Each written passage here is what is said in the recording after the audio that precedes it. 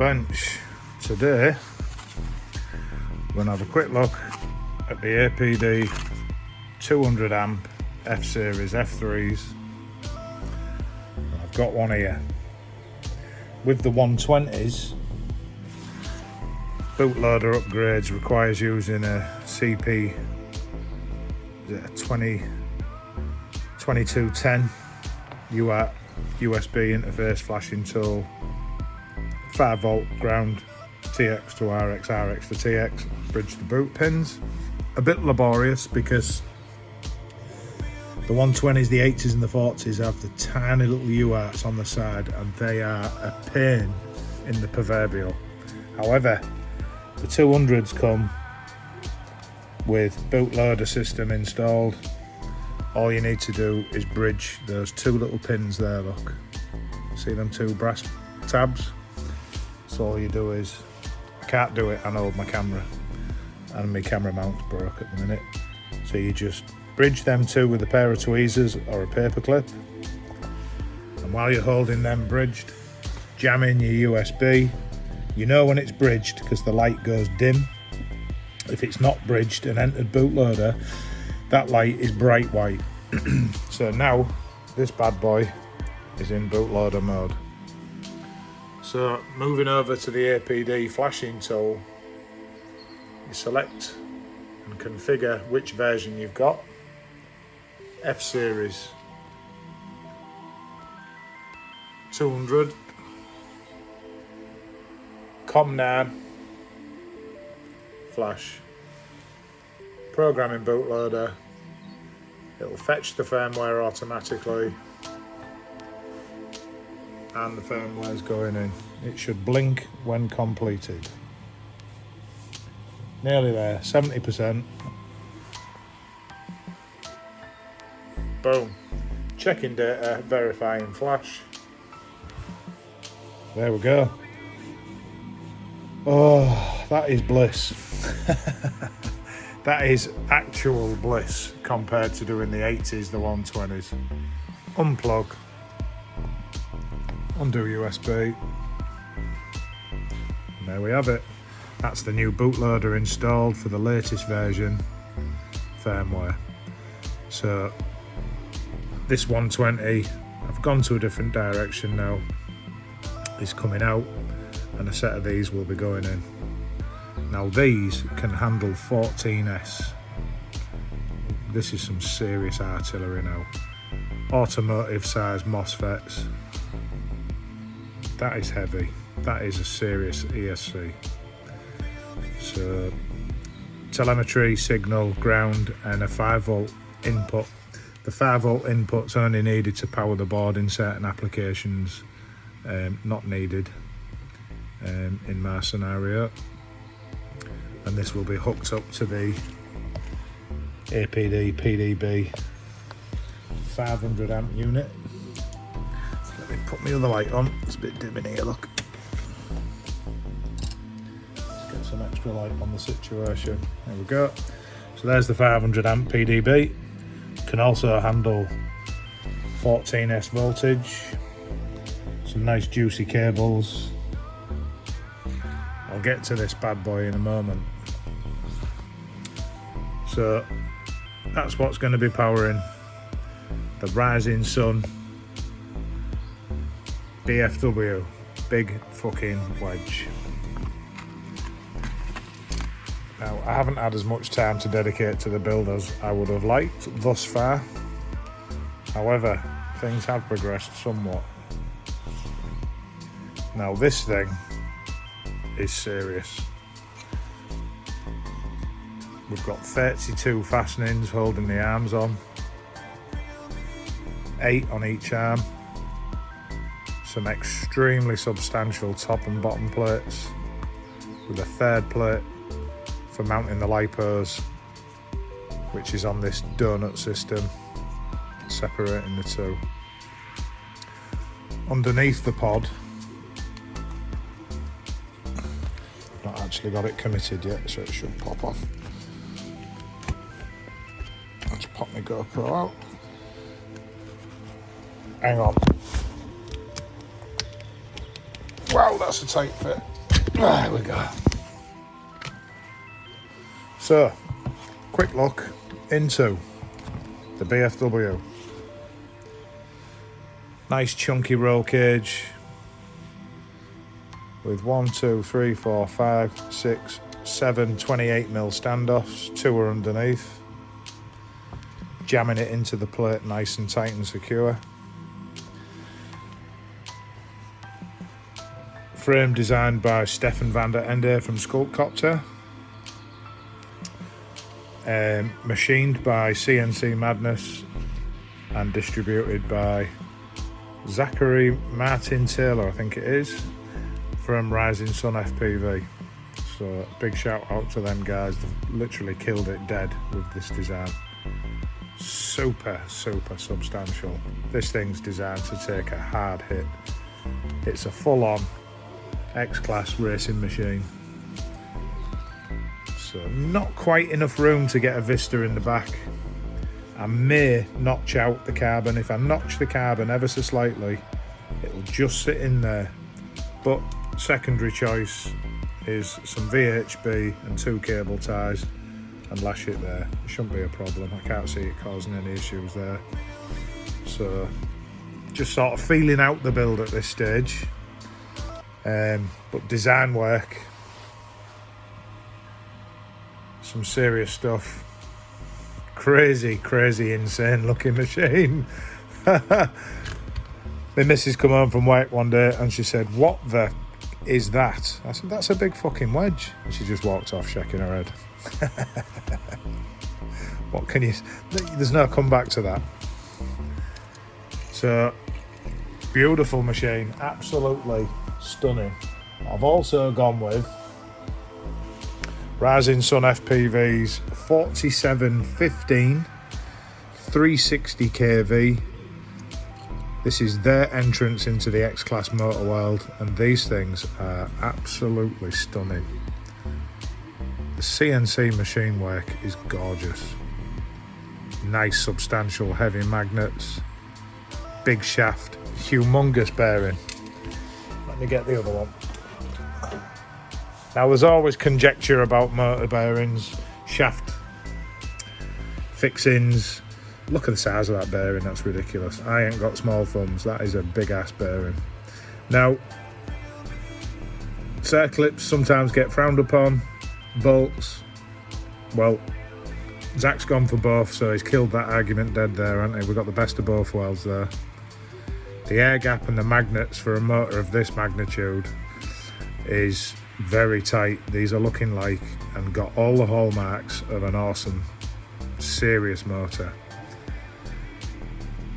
Now, I've seen some guys run 14S on 400 kV on like the Method KOs, so I may give them a stab at 14S at some point, but I think 12S is going to be adequate. I haven't bought these for the 14S headroom. I've bought them because they're absolutely over-spec'd to death. I don't want any issues. I don't want any side issues. I just want clear headroom for power handling, awesome noise suppression, 363 caps, and I'm going to be mounting an additional 840 microfarad 63 volt cap. So that's going to give us 16 caps and one on the PDB and one in the AS-Win 150 plugs. And when you couple that with the TVS diode and the extreme suppression that comes on the APD PDB and the way that the earth-in plates sandwich the telemetry and signal wires, I'm not expecting any hardships on this build. So these come at a premium, as does everything X-Class, but oops, I don't want to do that with it. So that is some beautiful, gorgeous looking hardware. Don't get me wrong, the 120s are good, but that's a serious ESC. Now, the new configurator is out now for APDs. Let's get rid of that. APD configurator. In the early days, it was an STM bootloader interface, flash loader demonstrator, but things have progressed somewhat and it is becoming very nice now. So once I've installed remotely the bootloader on each individual ESC, which is now no dramas whatsoever, given the extra cost and the many hours I've spent using this goddamn thing, it's worth the extra money to never ever ever see one of them again and just use a USB. It's a relief. So when I get to the pass-through stage, we'll look into this. So auto connect, and you would select FC pass-through. It would auto select the COM port. Click, in you go, and you've got various areas that you can look in at. You will have motor configuration, multi-copter defaults, multi-rotor defaults, sorry. Timing can be auto, advanced. These have auto, PWM and dithering mode. All the issues that BL32 have when you're on the cusp of changing PWM. There is known oscillations when the PWM changes. Now the PWM ranges on one of these is on an entirely different scope, and this incorporates with the F3 processor dithering mode. So it's designed to delay or advance the PWM changes in accordance with commutation to avoid those harmonics when they sync up. And that is one of the reasons why these babies produce pure performance. And the 120s, which I have in that one, I have 80s, and 80 amps in that one. Soon there'll be some 120s going in the Source X build. But things have moved on massively with APD. Anyway, quick look back at the big fucking wedge.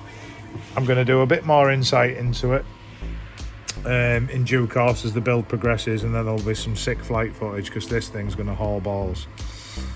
The motor mounting system, got a nice chunky carbon plate with 2 press nuts. There's a spacer plate. I've got some proper button head bolts coming which will stay flush level with the spacer and will close that gap.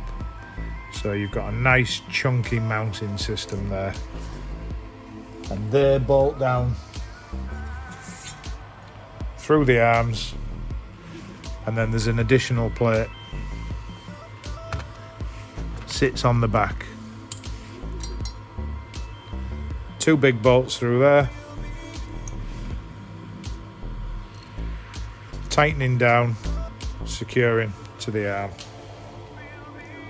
The Source X arms only uses 2 bolts on the arm ends, and it kind of makes me wince a little bit, that, whereas this thing just exudes robustness, and given the mass is going to be in and around 4.2, 4.5 flying weight, 4.5 kilo all up weight, I'm estimating.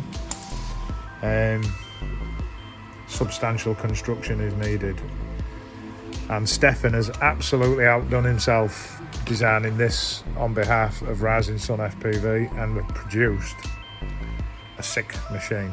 Now this is a big beast, 888 millimeters, so the arms are going to be out here and here. Serious stuff. And I've just taken delivery also of the new HQ 13x9x3 V2s. So these have got a bit more of an elegant and lighter weight design, much more secure looking around the hub, much more meat in that glass fibre reinforced, and you can see where there's been extra treatment to the hub, extra additional layers of glass fibre reinforcement. So the racing guys are using these, tried and tested. I will have to balance them, no doubt, but that is a humongous prop. So you get the picture. Big motors, big props, humongous ESCs, ridiculously powerful LiPo power going into it. Crazy stuff. The only one thing that's kind of got up my nose a little bit at the minute is the STL file for the 200s doesn't unfortunately incorporate this part that wraps over onto the top of the arm, so the cables run nice and neatly across the top and then run into the arm protector across the top. So with the 200 ESC mount essentially going to be sat there, and then your arm's going to run there. So I'm a bit gutted that I'm losing this piece where it wraps across the top. At some point I'm going to have a go at doing a remix. I would love it if we could incorporate that snaking piece on the end of the 200 amp. Because it's a longer ESC holder, it protrudes much further down the arm. Still a cool design, don't get me wrong, but these would have to be made maybe 10% shorter, because this is going to be further down. It's not a serious issue, but this is one of the things I really like, the way the TPU design hugs. The clip system for the 200 amp, it splits off in two ways. It's a single clip on the 120. It goes single to double, and we'll drop cable ties down at 2 points to hold that big bad boy in place. And that is a bad boy ESC. It dwarfs the 120.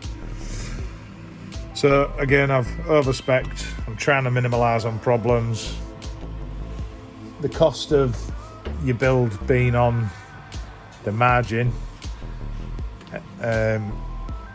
one fail, the extra cost of the 200s you've spent wasting your craft, and you still sat on the margin. So I've overstretched a little bit, and I'm going for the big fellas. But big shout out to Rising Sun FPV, absolutely rocking it. There's another one, if you look on my channel, there's a quick sort of video feature of the Joe Magander. That is also a nice looking machine. I wouldn't mind doing one of those in a base class as well at a later date. But as for Zach's design, originality, quality, customer service, and just outright awesomeness of a sick ass looking machine that this is going to be. I did promise him that I'd do a little insight into it. I maybe haven't done it justice with my camera not being mounted, but I've broken my little tripod.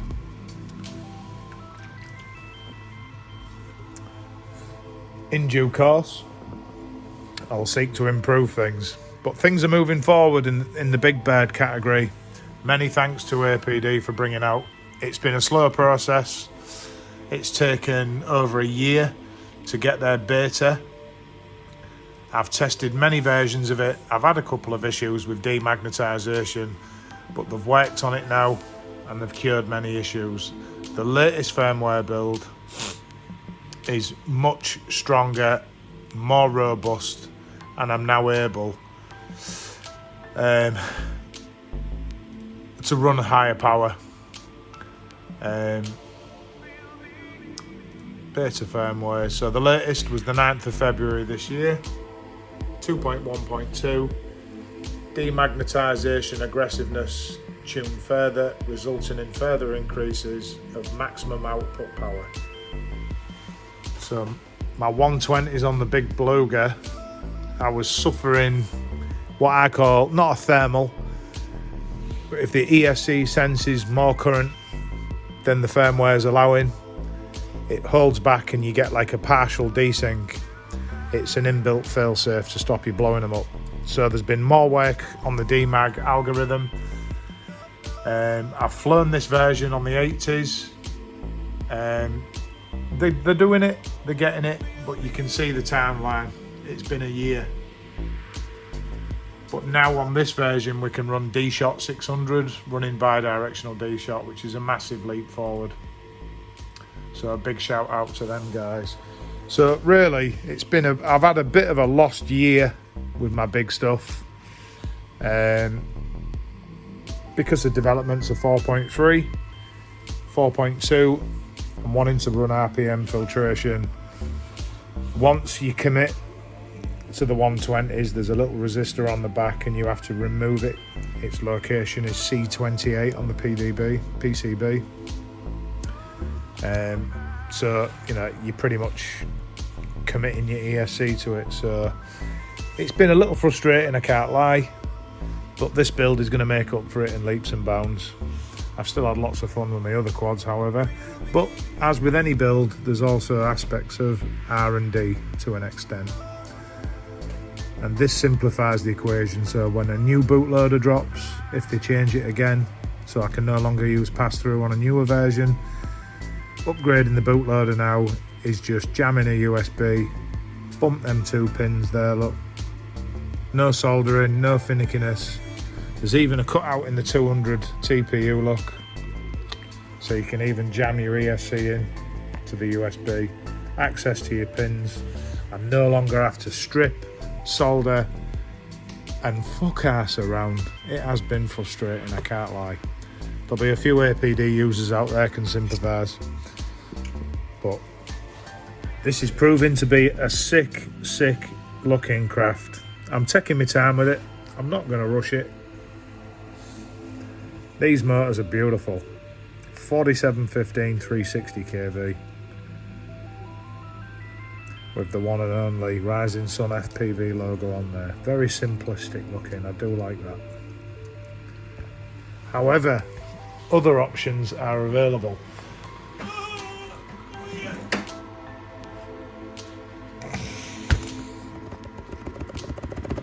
Come on, come to me. There we go. Now this is just insanity. 5225s.